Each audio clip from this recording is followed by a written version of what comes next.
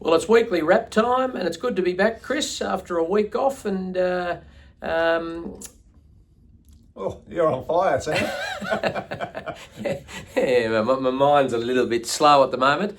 Beautiful weather outside, but it's been a bit of a quiet week, hasn't it? It has been, uncharacteristically. Not quiet in the office, though, with you on holiday, taking it easy and leaving me to do all the donkey work, but we survived. It was 2 days, wasn't it? Felt like it, a month. And you didn't have any races, so my heart bleeds. I'm sure. The week just gone, as I said, pretty quiet. We had 2 triallists, or probably had more triallists, but 2 that I wanted to call out. Sir Artie returning off a decent spell, a well-deserved decent spell, and he was excellent, probably on ground that he didn't like. But he was very strong through the line and looks like good prep in store. What did they say? Soft 5 for that track? Yeah. Looked like about a heavy Mud 15. going everywhere. Yes, I'm not sure what happened there, but great to see him back.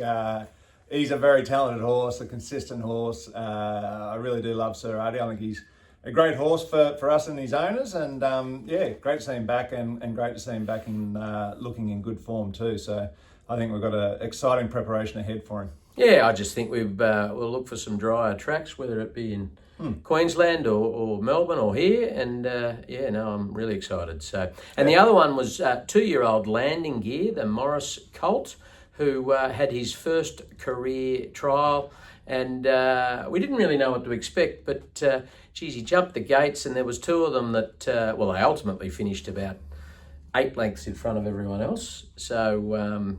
Hopefully they're all Everest runners in a couple of years. But very, very green, but good all the same. Yeah, it was. Good to see him step out there in his first official trial. Very much a horse who's been just trying to learn what it's all about. And every little extra outing he has, he shows that improvement and shows that he is... slowly but surely learning. Obviously early days, just a young 2-year-old, but I was definitely pleased with what he showed us there, and took another step forward, and at the same time showed that he's still got a lot to learn as well. So that augurs well for the future for him as he continues to learn what it's all about and put it all together. Looking forward to it. So, so that's week just gone. Before we go on to the coming week, one other exciting thing we've had happen over the last 10 days or so, we've had our first yearlings go into the stable.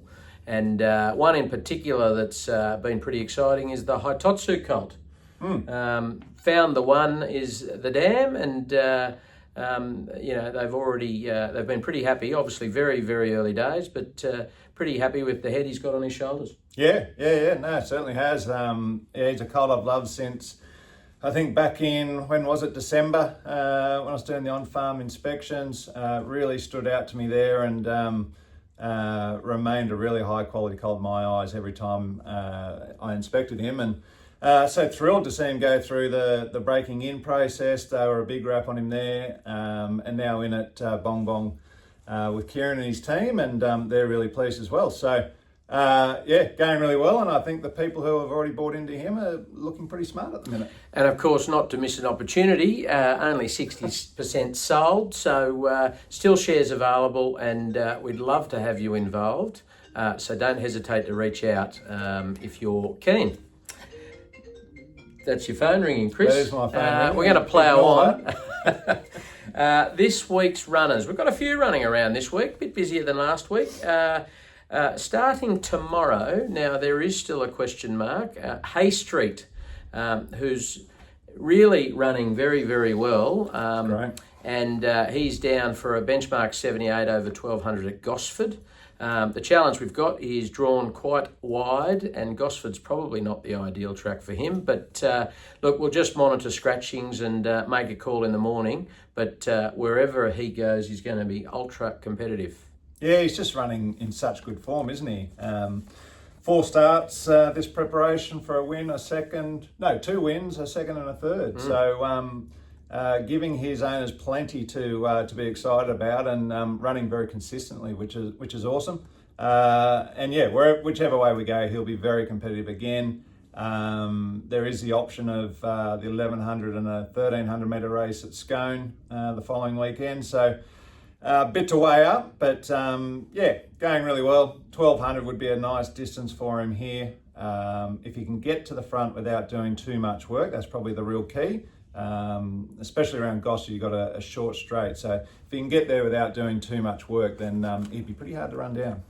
But to your point on the preparation, Chris, you know, to break his maiden earlier on in the prep, then to win and place in a benchmark 78, he's doing very against the older horses too. He's doing very well for a 3-year-old. So yeah, he's a ripper. Yep, no, excited to see what happens next. Moving on to Tuesday, we have Bavaco, who has a couple of options at Bathurst, but one drawn very wide and one barrier 2. So I'd say that's the way we'll go. He's had a good prep, probably ridden a little backwards last start. He's coming towards the end of his preparation, but it'd be really nice to knock off another win before he goes to the paddock. Yeah, that's right. He is coming to the end of his prep, you would think. It's his 7th run for the preparation, which is pretty deep. So, I don't know, I got half my mind thinking, is he going to run a flat race? But look, there's been no signs of it leading into the run. So if you go off that, then I expect him to be very, very competitive here. Certainly if he puts his best foot forward, yeah, he'll give it a big shout for picking up his 2nd win for the prep. So let's see how he goes. But as you say, I think the 1100 will probably be his go. Moving on to Wednesday, we have 2 of our Queenslanders nominated for Ipswich in the same race, actually. One deep into the prep, one kicking off her prep. So we'll start with Sweet Proposal, who is kicking off her prep. She's trialled reasonably well. But she's never been the greatest of triallers. In 8 runs last prep, she finished in the top 5 all 8 times, but for 3 wins and 2 placings. So she was excellent last preparation, and hopefully she can find that form again after a decent spell. Yeah, that's right. As you say, not always the best trialist, but pretty good first up, actually. She's got a tidy record first up. I think it's 5 times. For a win, a 2nd and 2 thirds. So top 3, 4 out of those 5 occasions. So if she can follow that, she's going to be right in the mix. But yeah, great to see her getting back to the races, and can't wait to see what she does. Yeah, and she's starting at 1350, but she has been good fresh. But she won twice over 1800, I think, last prep. Or maybe a mile on 1800, but yeah, so she'll want a bit of ground as well. So, and the other horse nominated, but he's got a number of options. Savai, who has his own decent form to look at. He's had 7 starts for 4 wins, so probably not the greatest of rides for him either last start, but I'm expecting him to bounce back hard. Yeah, no, I mean, despite the ride, it was a good performance by him. I really like him because he's just consistent and he puts in. He's as honest as the day is long, Savai. So yeah, no, I expect him to, wherever he goes, he's going to run well. That's just the type of horse he is, and he'll keep that good form going. And every time you raise the bar for him, he just lifts his performance that little bit more again. So he's a progressive type, and yeah, very exciting for all of his ladies only syndicate. And then we have Wild Courage nominated for Thursday at Hawkesbury. Also the potential option of next Saturday as well in a listed race at Scone, but we'll make that decision once we see nominations and maybe acceptances. She was excellent on debut at Newcastle a couple of weeks ago. Yep. She finished 3rd, but had to go back from a wide draw, and ultimately that was probably her undoing. It took a while to get out, but I think Karen McAvoy gets off and says she draws well, she wins. So that was a bit of a glowing endorsement. And wherever she goes next, really excited up over a bit further to see what she can do. Yeah, I thought it was an excellent debut. As you say, from that wide barrier, she drew the widest gate that day, and over 900 metres. You don't have much time to recover. Was trapped wide, had to go back to plan B, and then try and finish off well. But certainly did that. Very, very encouraging run. 900 metres that was, and we're stepping up to 1100 here, which I think is ideal for her. I think with that experience under her belt, she'll benefit a lot from that and know what she's doing that little bit more. And I think she'll run particularly well wherever we place her. Yeah, no, she's an exciting filly and looking forward to it. So that's the runners for the week. Good luck to all of our owners. Hopefully there's plenty of wins amongst them. Moving on to red hot tip time. Now, Chris, we did okay last week. You picked up a winner with Skyhook, which was excellent. Paid $3.50, and my multi in Queensland got up the next episode in Brave Monarch, and that paid $4. So we're just ticking things over nicely for the punters amongst us.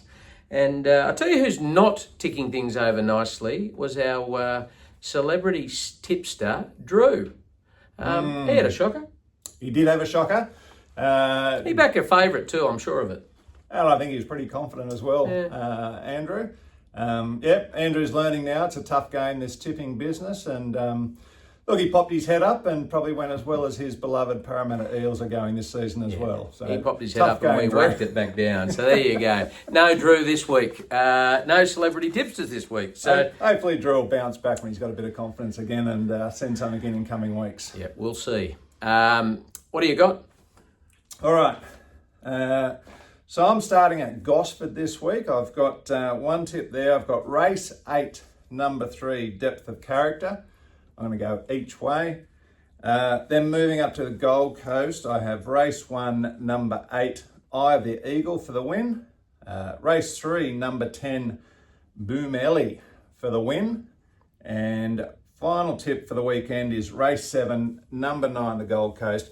I'm going to go Pride of Jenny. I just think around the Gold Coast track, she'll be out in front. They'll be spotting her a little bit of a gap and short straight there. It might be hard to run her down. Might just skip away. It'll be interesting. Yeah, great race. Yeah, great race. So, and I think I've got something in there for that race, so we'll see. Yep. So I'll start with Eagle Farm, race 5. Did you go in race 5? No, I don't think you did. I didn't go anyone at Eagle Farm. Oh, sorry. Gold Coast had a shocker there. No, nothing race Gold 5. Coast race 5, the Gold Coast bracelet. I'm on number 2, Spicy Lou. Looking to go back to back, paying $7. Race 7, the Hollandale Stakes, which is Chris's.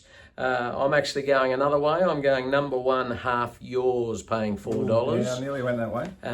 He was excellent last start, so stepping up in trip. We'll be running home very strong, but just won't get there in time, I'm afraid. We'll see.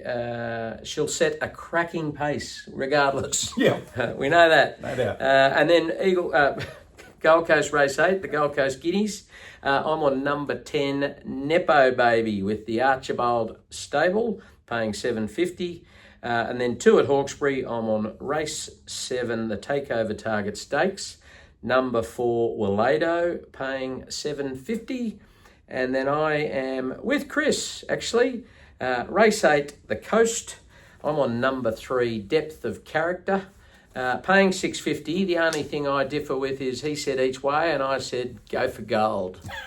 So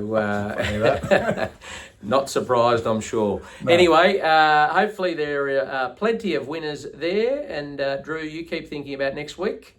And have a lovely weekend. The weather's meant to be spectacular, albeit cooling down a bit. And we will see you next week. Have a great weekend.